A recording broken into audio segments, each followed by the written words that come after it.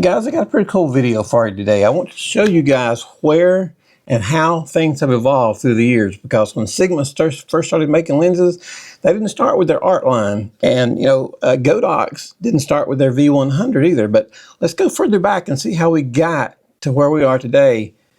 It kind of started in the late 70s and came on through to where we are now. And I want to show you guys some of the changes and some of the stuff we dealt with in the 70s and 80s. So let's get started. So I'll start with lenses. All right. If you're shooting back in the day, this was a Canon AE1. I think it was the top selling camera for like a decade or so. I'd have to look to make sure, but it sounds good. It was close to it, if not. And if you were shooting Canon back in the day, you went and you bought Canon lenses. Well, Canon lenses are more expensive. So there are a few companies that thought we can make lenses cheaper. And they could. And one of the first out, this is a 50mm lens, Kmart. If you guys ever seen a Kmart, I know some of you young guys probably don't know what a Kmart is. Kmart is the Walmart of the 70s. Does that make sense? What Walmart is today, Kmart was to us in the 70s and early 80s. So this would be like buying a lens at Walmart brand, and that was a 50mm. And if you wanted a zoom lens, this is an 80-200. This is made by Sears. Now, I know some of you probably have seen Sears. I don't think they're in business anymore, but they made it a little longer than Kmart. But that is a zoom lens back in the day. Let's see if I can show you where it says made by Sears. Let's see. So right here in the top, I don't know if you can be able to see it. It says Sears. So you go to the mall, you go to Sears, be like, this fits Canon, I'm going to buy it. It's probably half price or a third the price of a Canon zoom lens. So why not, right? It'll all fit on your Canon AE1. And then after the AE1, Canon made the A1, which is a little more professional model, black. I don't really know what made it more professional other than it was black. I don't know. I had them both. I don't recall the difference, but they're both great cameras. This camera still works. In fact, I'm going to do a shoot with it one day, and I think these lenses still work. I want to see what they look like. I've even bought film already. So we're going to be doing some film shots. That's going to get interesting. We'll compare them side by side to digital and see what people are talking about. I'll throw the old Kmart lens on here and we'll compare it. But so back in the 70s and 80s, that's what you did. If you wanted a third-party lens, you went to Sears, you went to Kmart. There was no such thing as Sigma. There was no such thing as Tamron. That came along later. Well, one of my favorite lenses of all time, and I want to show it to you guys. I've showed it to you before on the channel, but I sold it to one of our girls that's learning photography. One of my favorite lenses of all times was the Sigma Art Lens 24-105 f4. I said it was only an f4, not a 2.8. It was a beautiful, beautiful lens. The skin coloring mixed that with the Canon lenses, mixed with the Canon cameras, was out of this world beautiful. Just the best you can get from what I've seen. But Tamron and Sigma did not start making lenses like that. They started out making cheaper stuff, and then they built their way into it. And back in the 90s, early 2000s, if you said, I want a second-party lens for my camera, the ones for Canon are too expensive, go find a Sigma. But through the years, Sigma has improved their lenses to the point to where it used to be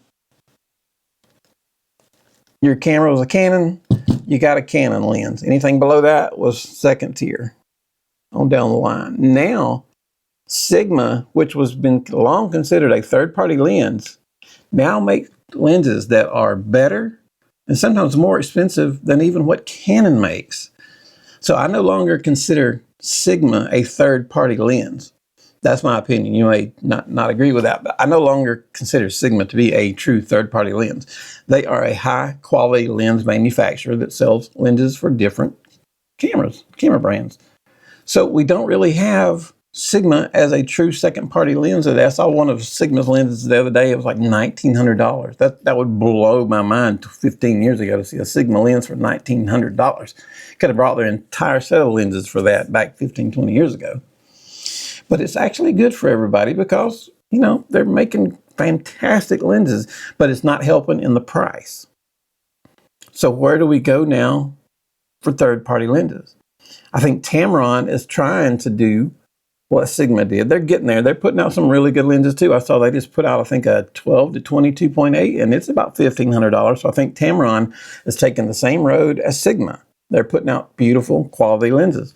So again, where is a photographer to turn to for a true third-party lens? It's going to be cheaper and decent. Well, we've got some companies coming. There's Viltrox, and I was supposed to be getting the Viltrox lens into tests, but they wrote me and said they only have it for Sony and Nikon, and I don't have either. I have been thinking about getting a Sony camera just so I can test some of these lenses because so much stuff is just for Sony. That's another subject for another day. My wife isn't too happy to hear that I want to add a third line of cameras. So you've got companies like Viltrox. You've got one of my favorite brands. They're not very big yet, but I think they're on their way to being big. There's not enough people know about them yet. That is it's pronounced a little bit odd, Meike. I think that's the correct pronunciation. Meike, I think is what it's called. So now we have choices we can do like Viltrox. We can do with Meike, Meike. That's a fantastic lens, and the prices they put with them are just amazing. And then we have things like Young Nuo. I tried a lens from them the other day, this 50 millimeter, and it wasn't very good. Slow to focus, and when it did focus, it still wasn't really in focus. So I don't know what I'm going to do with that lens, but it's past the return date, so I'm stuck with it, but we'll do something with it. So those are just three that I see as third-party lenses because their prices are still lower. You can get a Viltrox way cheaper than you can get a Sigma. So I think now we don't need to refer to Sigma and Tamron as third-party lenses because the quality and the prices they're asking puts them in the same category as Canon and Nikon, in my opinion. You might disagree, but the quality on these new Sigmas and Tamrons are amazing. And they have the price tag to come along with it. So I think now there's a lot of times if I'm looking for a lens, I'll check out, I shot Canon for 42 years. Now I'm using Lumix. I still have a lot of my Canon stuff, but Lumix to me I thought was the better hybrid camera. So we're recording on the Lumix S5 II right now, and I have a Lumix G9 Mark II Micro Four Thirds camera too that I like because I think they're better hybrid cameras. So for what I'm doing now with YouTube, I want a good hybrid cameras because I'm shooting and doing video. So I think we need to be looking at third-party lenses. We need to turn to Viltrox, those type lenses. Because Sigma and Tamron, they have moved out of the league. I don't think they even want to be considered third party anymore. So look at those prices. Look at those price differences. So, and I think, is it Tamron has a 6-year warranty? I should have looked that up. I think I saw Tamron offers a 6-year warranty. I think Sigma is 2 or 3 years. I have to look that up. But I think I saw the other day that Tamron was a 6-year warranty. That really blew my mind when I saw that. So that's kind of how we have came from our old third-party Kmart and Sears, moving on into our Sigmas and Tamrons, and now we're pushing those aside and we're going into the Viltrox and the Meikas and those lenses. So that's how we got to where we are with lenses. Now let me tell you about flashes. Now this was even more of a touchy subject. Back when I was taught by photographers. I did not go to college. I had a couple of really, really good photographers around Atlanta. When I was 15, they just kind of took me with them and threw me right into the fire. I mean, these guys were good photographers. They had one rule, they told me. They said, the first rule we want you to know is never, ever, under any circumstance, buy a second-party flash. If you have a Canon camera, you get a Canon flash. This is the Canon 580EX2. It was their top-of-the-line camera, top-of-the-line flash back in like 07 or 08 somewhere. And then I've had that for about that long. I got it about when it came out.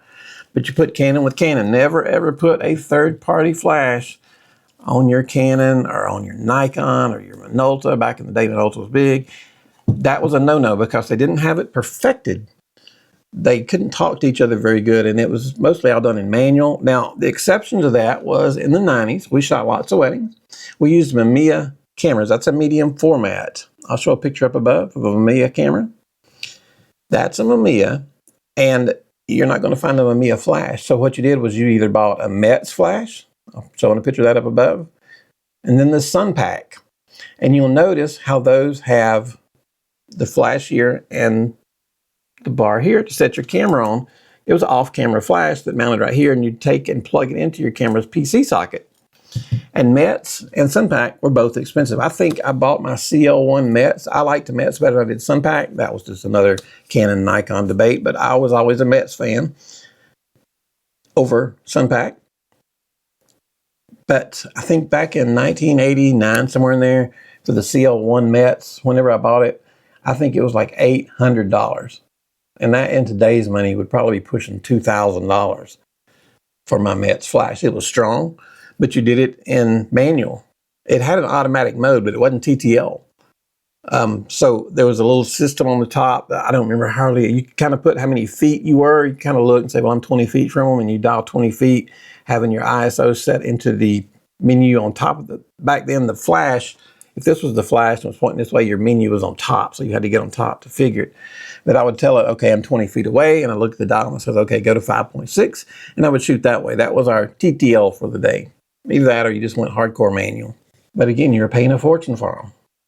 So then as digital comes out, you know, I'm still brainwashed into this. Never, ever buy a third-party flash. So when I'm buying Canons, whatever, it was Canon flashes. Now, if you look for a Canon flash today, if you can find one, they're just going to be small. They're going to be kind of like this, a little more sleek looking, a little more modern looking.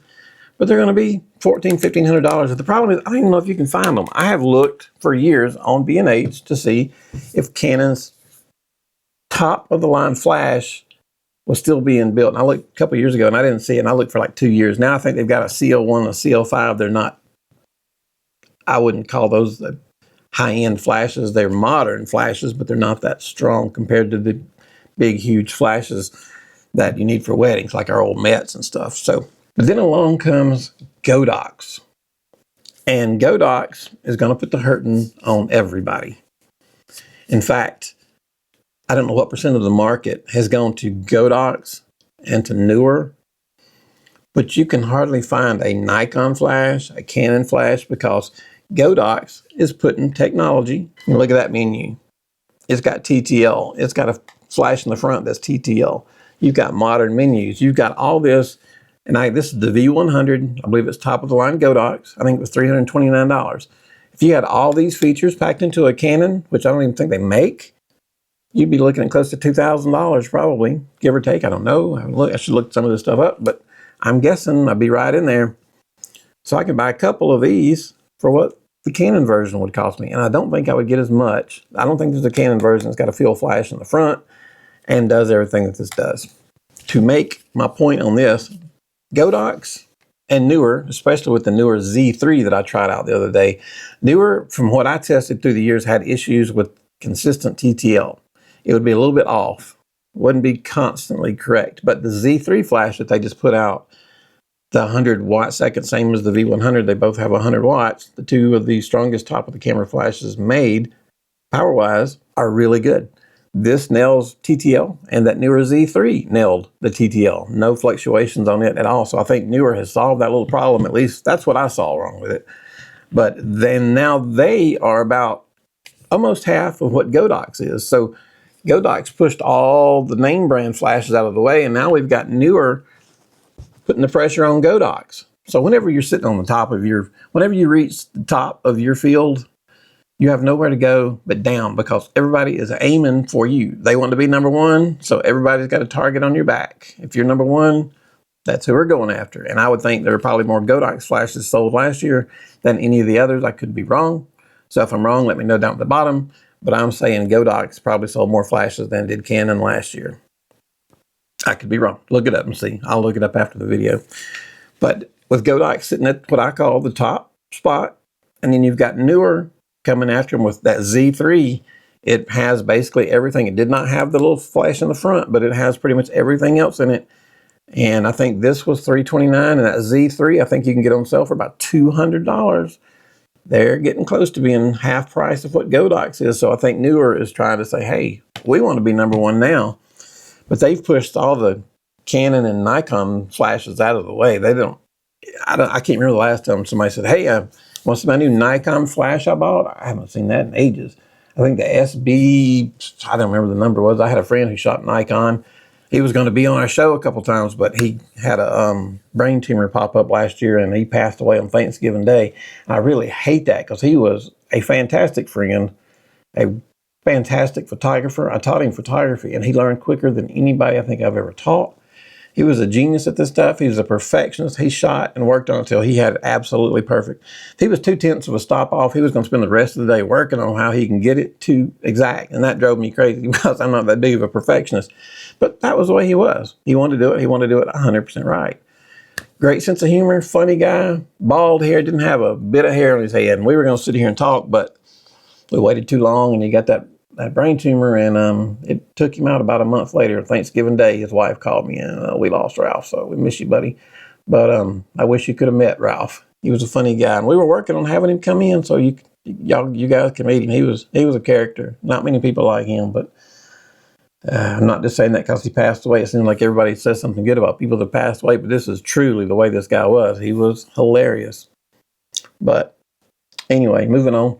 Do you kind of see where we are with I've showed you the progression from Kmart and Sears, where we moved into our Sigmas and Tamrons, and now we're moving into the Mecas and Viltroxes.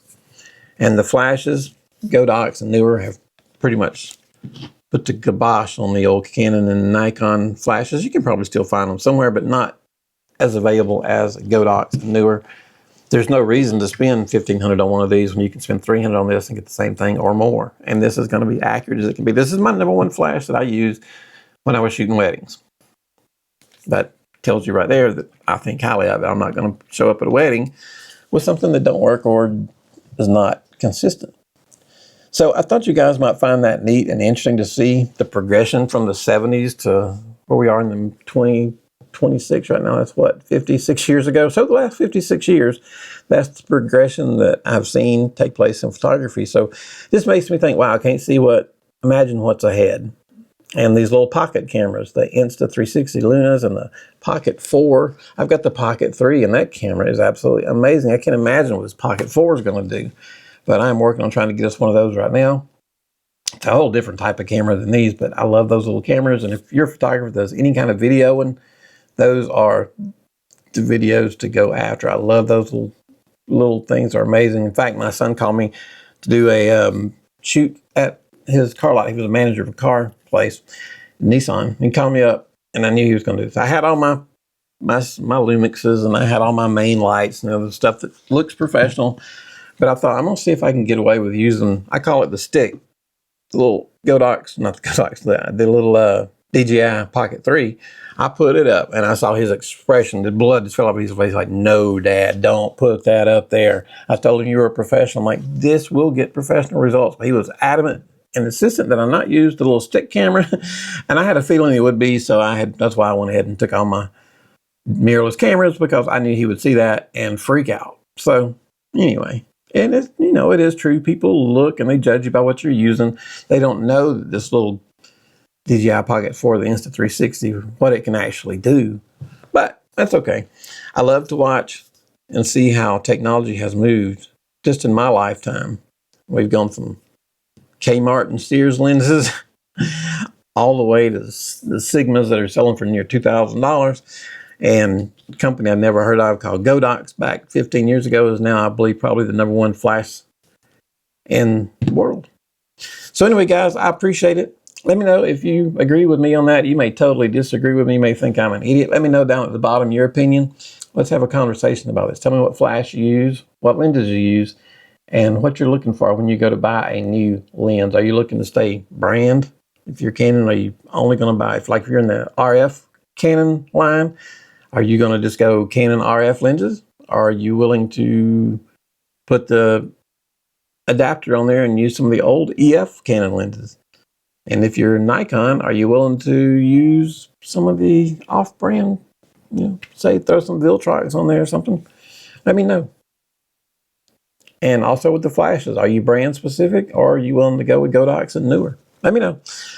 Guys, I appreciate it. I enjoyed that walk through the past. It was kind of fun. I remember we came so far advanced. My first photography job was in a 1-hour photo lab, so I learned to process and print before I learned to shoot. And that made it really helpful, because I got to see what it happened when you didn't shoot it right. I got to see everybody's mistakes and learn what happens if you do it wrong. This is what it's going to look like. So that helped me a lot.